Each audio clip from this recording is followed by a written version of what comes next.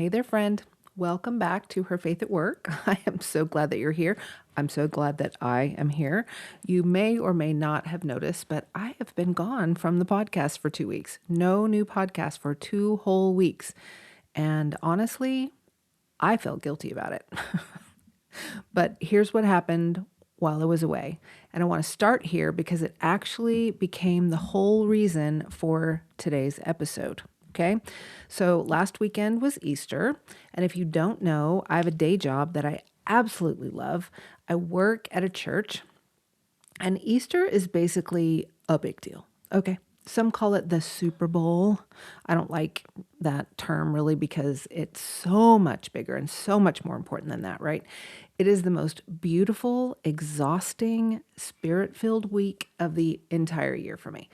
I am talking early mornings, late nights, services back to back, coordinating all the things. I really don't sleep much because my brain is trying to help me remember all the details. So it wakes me up like sometimes on the hour, every hour. It's kind of miserable, but you know what I'm saying. My cup is full in the very best way, okay? But there is nothing left over. Zero. I am spent by the end of Sunday. And then on top of that, I had a new wave of website clients come in this quarter, which I am so very grateful for. But what that means is that my margins were super thin. So the podcast paused, and the guilt that I felt was very real. I kept thinking I should be recording. I'm falling behind. I'm being inconsistent. I'm going against everything that I preach. I'm going to lose listeners. And every day that I didn't record, that little voice got just a little louder. And then today, literally today, right before I sat down to record this actually, an email landed in my inbox. And it was from one of you. She had noticed that I had been quiet for a couple of weeks. And instead of unsubscribing, instead of moving on, she wrote to check on me. She asked if I was okay, and then she asked how she could pray for me. I actually read that email. It wasn't very long, but I read it a couple of times because it struck me that this is not somebody who found me through a social media algorithm, okay? She wasn't a follower who scrolled past my face on a feed. She was a podcast listener. She was a subscriber. She was part of a community built on real connection, not a platform, not some vanity metric, not a follower count. And when I went quiet, she did not disengage. She leaned in. And that email reminded me of something that really I'd kind of forgotten through all the guilty feelings. This is not just an audience. This is a community. And a community waits for you. And that's the difference. So today I want to talk to you about something that I've talked about before. I call it the Sabbath Principle, okay? And what it actually means to build rest into your business strategy, and why the guilt that you feel when you step away is a lie that is worth naming out loud.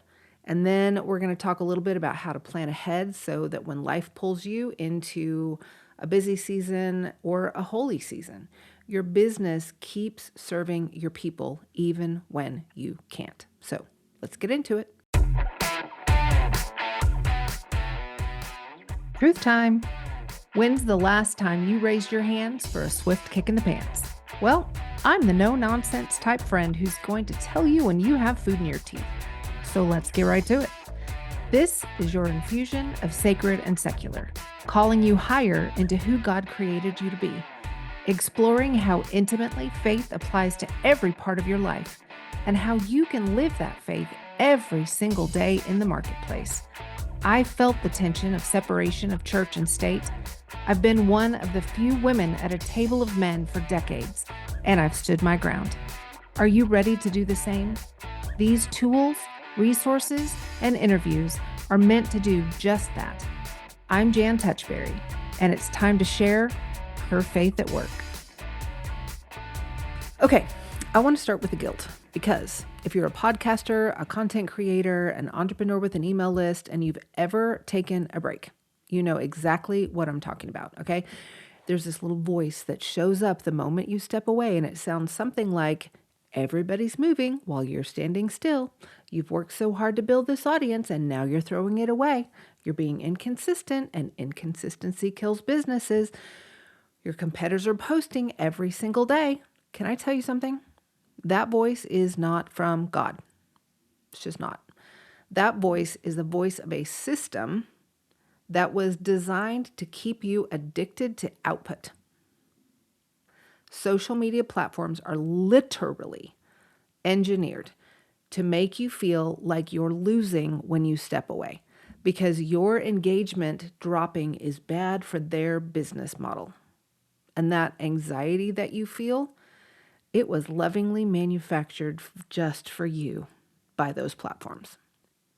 The interesting thing about all of that, most of us have been conditioned to carry that anxiety into spaces away from social media that don't act the same. They don't operate the same way at all. Your podcast does not punish you for taking a break. Your email list does not bury your next message because you missed 2 weeks. The owned channels that you've been building, they just wait for you patiently, just like the listener who emailed me, right? I'm not saying that the guilt is not real. It is. I struggled with it for the last 2 weeks. But what it's pointing to isn't a real threat to your business. Now, in the back of my head, I knew that, right? I teach this stuff. I know that, but it was not enough to keep the guilt at bay. It's a real sign that I have been operating under the rules of a system that it was never designed to serve us, you guys. It just wasn't. It serves the big companies. It does not serve us. And the longer that we have been in that space, the louder the voice tends to get, which is why so many women stay away even longer after a break. There comes a time where the gap just it feels too big to bridge, right? The comeback feels a little too hard to make. And so the silence, it just stretches on and the guilt compounds. I went through that last year when I took 6 weeks off after my dad passed away. I was literally feeling guilty for taking time away to grieve. There's something so desperately wrong with that.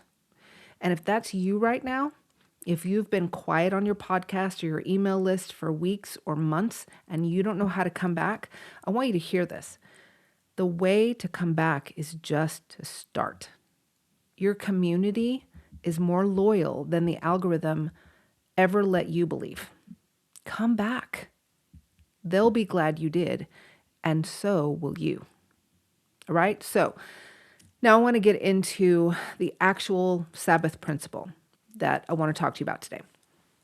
In Genesis chapter 2, if you're a believer, which I think most people who follow this podcast are, you know the story of creation very well. After 6 days of creation, God rested. Not because he was tired, not because he ran out of ideas, but because rest is part of the design. It's built into the rhythm of a well-ordered life. And in Exodus 20, again, rest isn't just modeled, it is commanded. 1 day in 7, set apart, not optional. It is part of the 10 commandments. So you have to ask yourself, if the rest of those would be considered sin if we don't do them, is not taking a Sabbath considered sin in the eyes of the Lord? I think he created the Sabbath for us as a gift. As a gift. Now, I'm not here to turn this into a theology lecture, okay? I just don't want to do that. But I do want you to sit with the heart of what the Sabbath is, okay? I think it really is an act of trust. When you rest, you are declaring that you believe that what you've done, what I've done, is already enough. I believe that God provides in the gap. I don't have to hold everything together by sheer force of will. And that, my friend, is countercultural, right?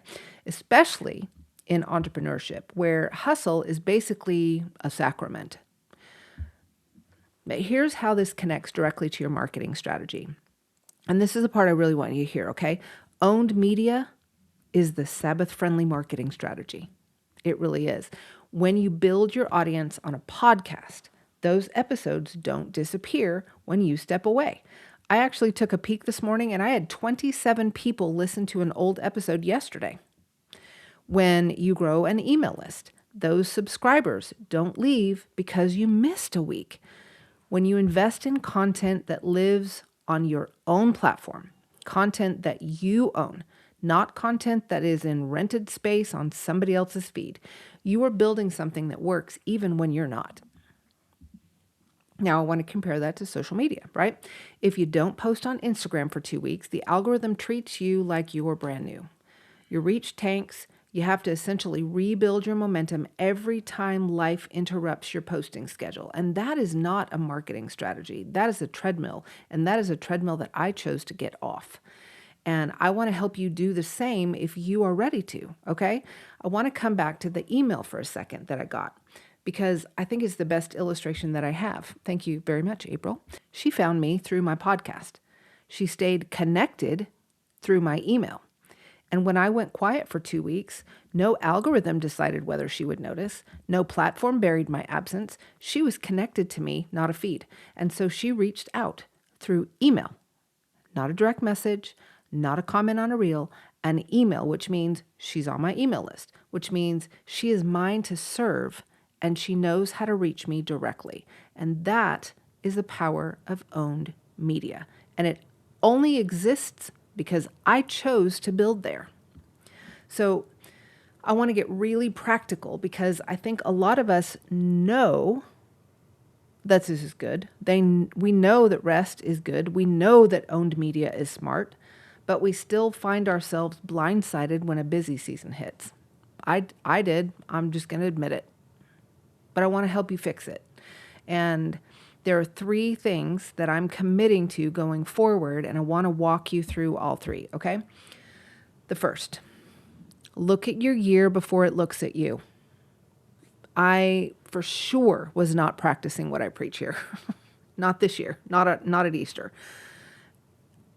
And I'm not even going to try to make excuses about it. There are any number of things that I could say as reasons why I didn't do this well, but it just happened.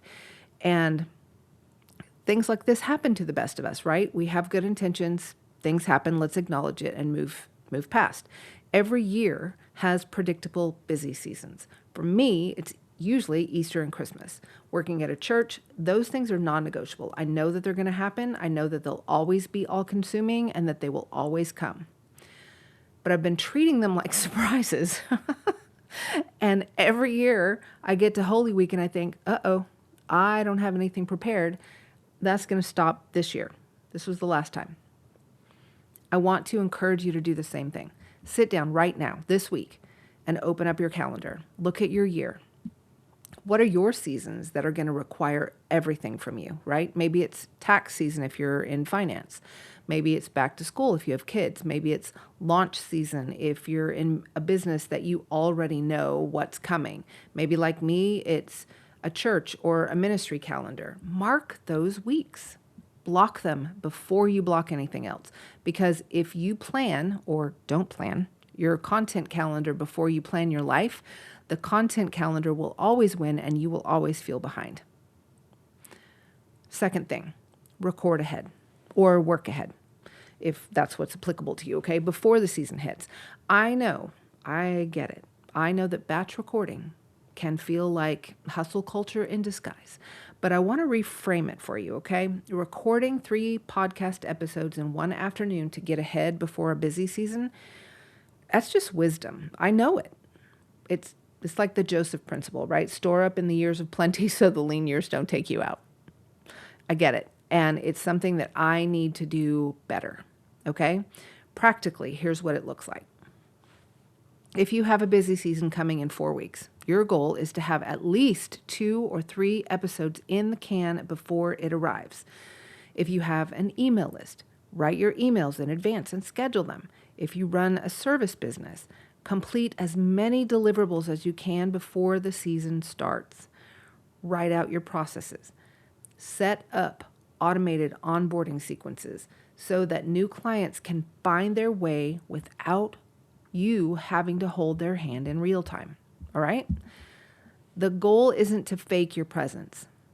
The goal is to create conditions where your business can keep serving people even when life requires all of your attention elsewhere. That's not being deceptive. It's good stewardship. Okay, I think somebody that I listen to on a regular basis, Elizabeth McCravey, she had a baby last year. And she knew that she was going to plan to be out for a certain number of weeks. And she did such a great job of planning her absence. Okay. And it wasn't that she had to record 12 weeks or however long she was out. She didn't have to pre-record all of those episodes. She had guest people come in and do episodes for her. It was actually a brilliant strategy and one that I plan on employing, right? So good. So good. So there are different ways that you can do it. You can get creative about it, but fill in the gap. Be purposeful about it, okay? Okay, third thing, automate where you can. You guys know I'm a huge fan of automation, and I think this one is especially important if you're still doing everything manually. Please, come on. Let's get with it. Automation, it's your friend. A welcome sequence that goes out automatically when somebody joins your email list. A podcast that drops on its scheduled day, whether you're at your desk or whether you're singing in an Easter choir or whether you're at the zoo with your kids. A warm auto reply that lets people know that you're in a busy season and you're going to get back to them as soon as you possibly can when they send you an email. It's just good business and it's good for your sanity. None of this is about being less personal, all right? I know that some people can put automation into the not personal category. I don't believe that for 1 second. I think it can be very intentional. You can make intentional choices about where your personal energy goes and protecting it fiercely during seasons when life requires the most of you. Guys, it's just smart. In Ecclesiastes, you're familiar with the passage, right? There's a time for everything, a time to plant, a time to harvest, a time to speak, a time to be silent. You are allowed to have a season where your podcast goes quiet, where your emails are batched, and your full attention is on Holy Week or a holy rest that is right in front of you. I always try to batch for December. I started a couple of years ago so that I can take some time off with my family. Okay, I want to spend just a few minutes on something that I think I need to say it out loud because it's easy to intellectually agree with everything I've just said and still feel the pull of always being on. Social media has taught us that visibility equals value.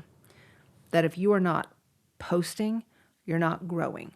That your worth as an entrepreneur is measured by your output. And I want you to think about what that belief is actually costing you. It's costing you margin. The white space in your days where you think, where you pray, where you rest, where you actually have enough space to generate the ideas that are worth sharing. You've got to build in time for margin.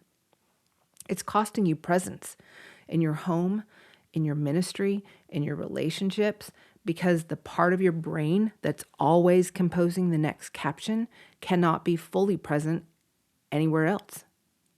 It's costing you sustainability. Businesses built on constant personal output are one hard season away from a collapse. If your marketing strategy requires your daily attention to survive, that is not a strategy. It's a second job with no pay and no days off. The women in your audience can feel the difference between content created from overflow and content created from obligation. I have a whole episode on overflow. It's way back at the beginning. I'll try to link it in the show notes, but I firmly believe that there's a difference in what you put out when you're creating from a season of overflow versus obligation. People can feel when you're showing up because you love them versus you're showing up because you're afraid to disappear. You deserve to build a business that can hold a Sabbath. And your audience deserves a version of you who has actually rested. I'm a firm believer in this. I try hard to practice what I preach here. I started it years ago by getting away alone by myself at least once every year. I actually am leaving next week for 5 days by myself, and I cannot wait to get there, to see what the Lord has in store for me. But then I also can't wait to get home and tell you what He's done, what we have been able to create together during that time of rest. So much. It's always so fruitful, and I crave it. I hope that you can get to a place where you can do that as well. So I want to land the plane. 4 things I want you to do this week, okay? Number 1, audit your marketing for rest stability. Ask yourself honestly, if you took 2 weeks off tomorrow, what would keep working? Your podcast back catalog, your email welcome sequence, your evergreen lead magnet, whatever it is, that's your owned media. That is where your intention and your energy belongs. You need to invest there, okay? Number 2, map your busy seasons, like right now. Open your calendar today and block the weeks you already know will be hard or busy before you plan a single piece of content. Let your life set the boundaries, okay? Not your content calendar. Okay, number 3, build your get ahead habit.